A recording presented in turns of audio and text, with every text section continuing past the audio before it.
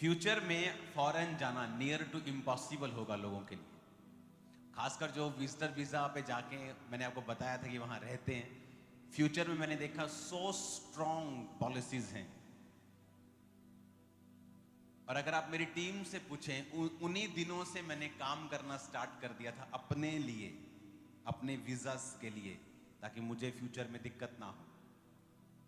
और मैं बहुत आगे पहुंच गया हूं कि दुनिया में मुझे कहीं भी जाना हो, सुनो, तो मुझे वीजा लेने की जरूरत नहीं पड़ेगी फ्यूचर में।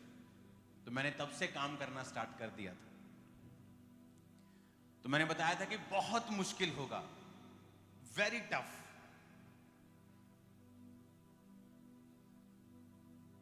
अगर आपने थर्सडे मीटिंग फॉलो की तो मैंने आपको बताया था कुछ प्रोफेटिक को 31 नाइट में कि जो व्यभिचार की बातें आप इंटरनेट पे सुनेंगे, आपने दुनिया में कभी नहीं सुनी होगी पहले।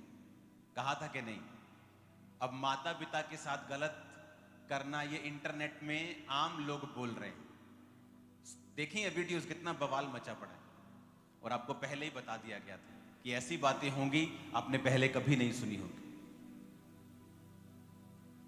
क्रिश्चियंस लोगों के लिए गोल्डन नहीं, डायमंड टाइम आ रहा है। मैं आपको बता रहा हूं, गोल्डन टाइम वाला टाइम खत्म हो चुका हमारे लिए। अब जो ऊपर, उससे ऊपर टाइम होता है आपके लिए, वो शुरू हो चुका है। मैं आपको सच कह रहा हूं, आप देखोगे अभी आपको और अधिक समझ आएगा।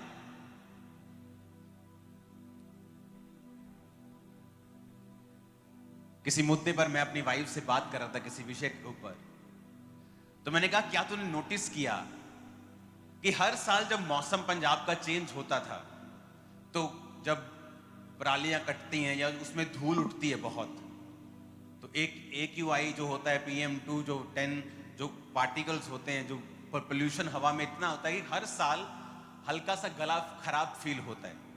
1-2 दिन गर्म पानी पियो, कुछ खाओ पियो, मेडिसिन खत्म हो जाता है। लेकिन जब कोविड स्टार्ट हुआ और हम सड़कों पे थे, पहले दिन ले हैंड कर रहे थे, अंदर आके लोग मिलते थे मुझसे। एक लड़का आके मुझसे मिल रहा था ऑफिस में, और मैंने उससे 15-20 मिनट बात की। जाते जाते कहता मेरे लिए ना एक और प्रेयर करना, मैं जब भी कोविड टेस्ट कराता हूं ना मेरा पॉजिटिव आता है। और मेरे सामने बैठा 15 मिनट से। मेरे पास एक पंजाब की बहुत बड़ी संस्था है का एक आदमी बैठा था मेरे साथ, बहुत ऊंची पोजीशन पे था, क्रिश्चियन नहीं था। और जब वो मेरे पास बैठा था तो उसके रिलेटिव को कोविड हो गया था पहली वेव में। जब कोविड मतलब मौत थी, किसी के घर में निकलता था तो ऐसा लगता कि गुनाह कर लिया इन्होंने। और उसके देखते देखते मैंने उसके रिलेटिव पे नाक पे हाथ रख के प्रार्थना की थी और वो ठीक हो गया था।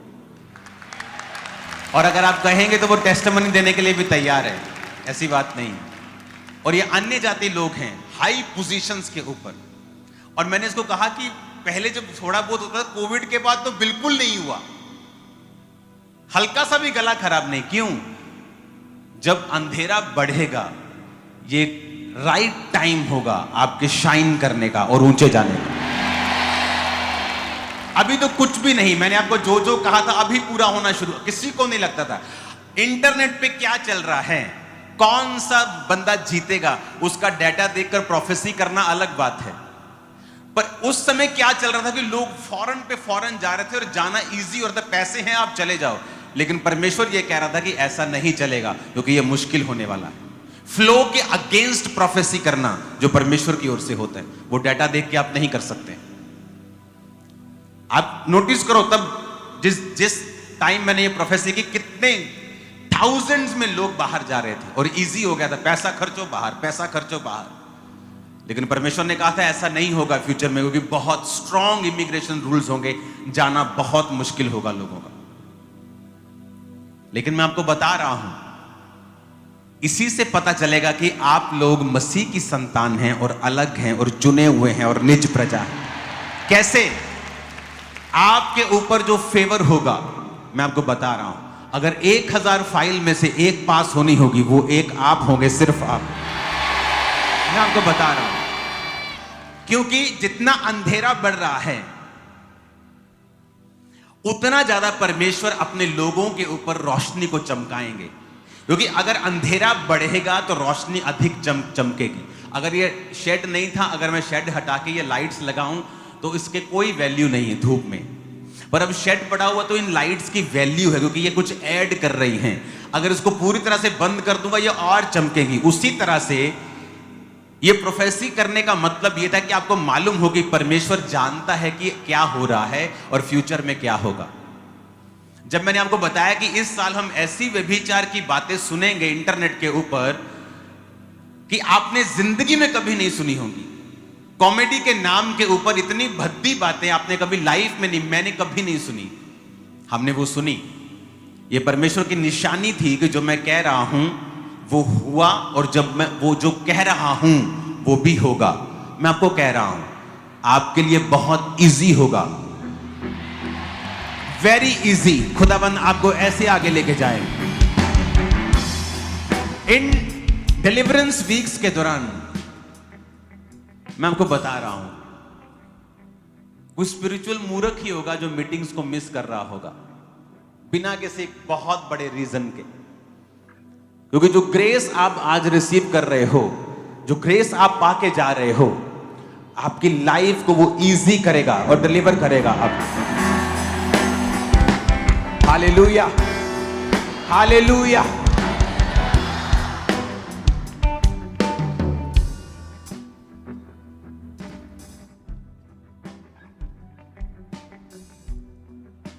कितने इन बातों को समझ रहे हैं? आपने कभी ऐसा सुना था मजाक? क्योंकि माता पिता के साथ सोने की बातें कर रहे हैं, उनको गलत देखने की बातें कर रहे हैं। और प्रभु ने मुझे साल के शुरुआत में बता दिया था कि ऐसा होगा, व्यभिचार की बातें महिमा मंडित होंगी। उन लोगों के मैं खिलाफ नहीं हूं जिन्होंने बोला, क्योंकि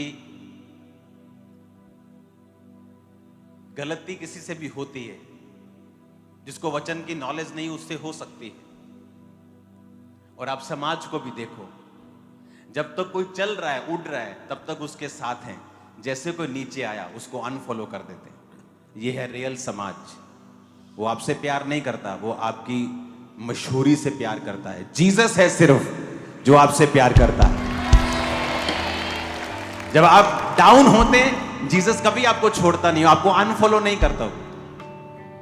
आपसे मिस्टेक हो जाती है, आपको वो अनफॉलो नहीं करता, आपको छोड़ता नहीं। वो एक मिस्टेक किसी ने कर दी, पहले उसके पीछे पीछे घूमते हैं, मेरा पॉडकास्ट करो, मेरे साथ करो, मुझे बुलाओ। और जब कोई वो गलती करता है उसको अनफॉलो कर देते। क्यों? क्योंकि दुनिया फ्लो के साथ चलती है, ये आपकी सगी नहीं है। जीसस फ्लो के साथ नहीं चलता। सारी दुनिया एक तरफ थी और पतरस बैठा था उदास होकर। जीसस पतरस के पास आके कहते हैं, क्या तू मुझसे प्यार करता है? कहता, हाँ प्रभु, मेरी भेड़ों को चरा। फिर पूछा, क्या तू मुझसे प्यार करता है? प्रभु तू जानता है मैं तुझसे प्यार करता हूं। मेरे मेमनों की रखवाली कर, मेरे मेमनों को चरा। 3 बार उससे बुलवाया, क्योंकि 3 बार पतरस ने इनकार किया था।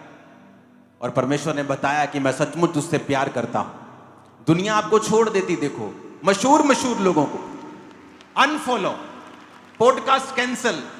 क्यों? अरे अभी तो उसको सपोर्ट की जरूरत है, उसने मिस्टेक की है, वो माना है मिस्टेक अपनी।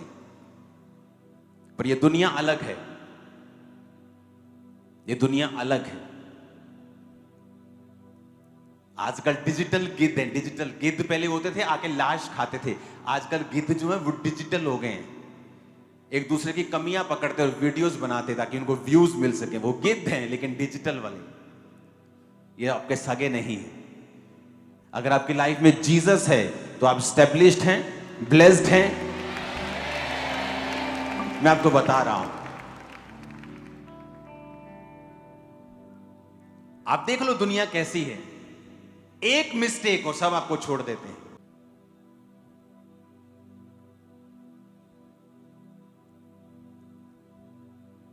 बोलो, जीसस के जैसा ना कोई है,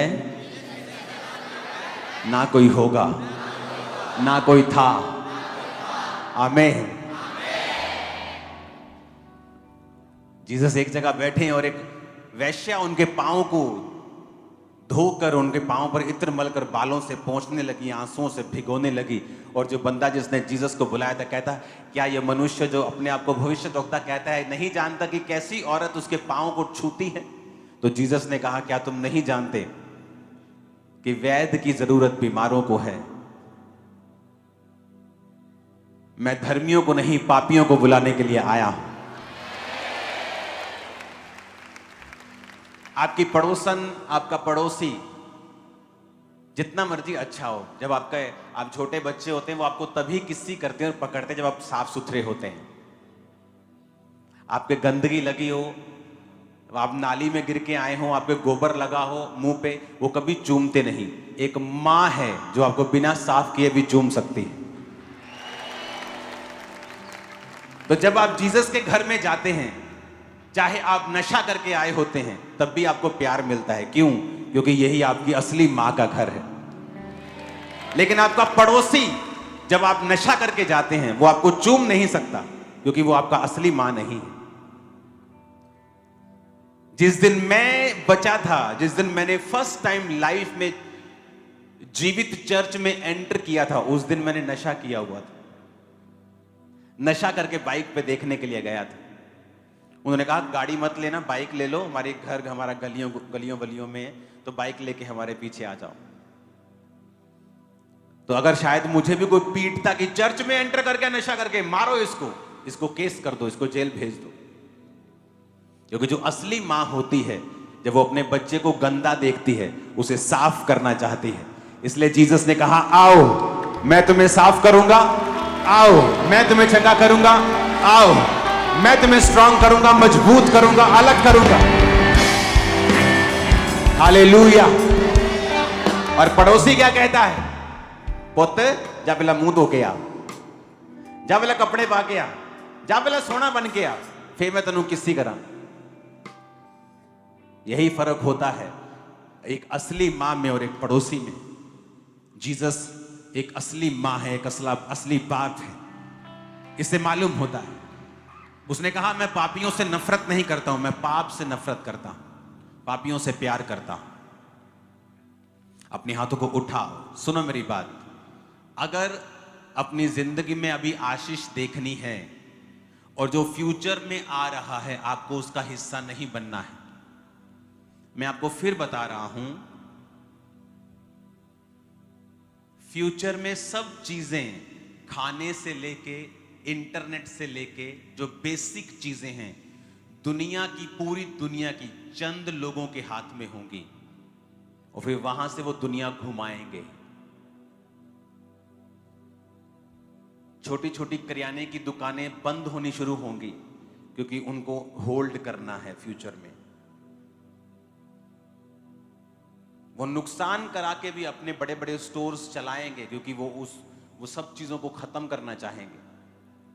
वहां से वो कंट्रोल करना चाहेंगे, क्योंकि पब्लिक कंट्रोल होगी खाने से, बेसिक चीजों से, और ये बढ़ती जाएंगी चीजें।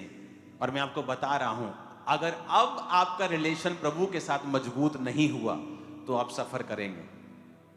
अगर अब यूथ पाप की तरफ घूमता रहा तो सफरिंग्स होंगी आगे, क्योंकि मुश्किल हो जाएंगी चीजें, यहां पर भी बाहर भी। लेकिन मैं आपको बता रहा हूं, परमेश्वर चुनेगा लोगों को और इतना बढ़ाएगा, मैं आपको बता रहा हूं, आपके बीच में से चुनेगा।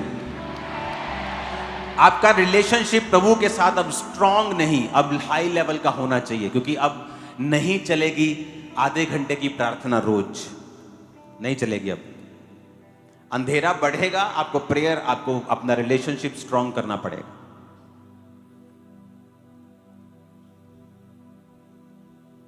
प्रभु ने तब बताया था यहां लाइंस होंगी राशन के लिए, जब यहां पर राशन खुला था, भंडार भरे थे।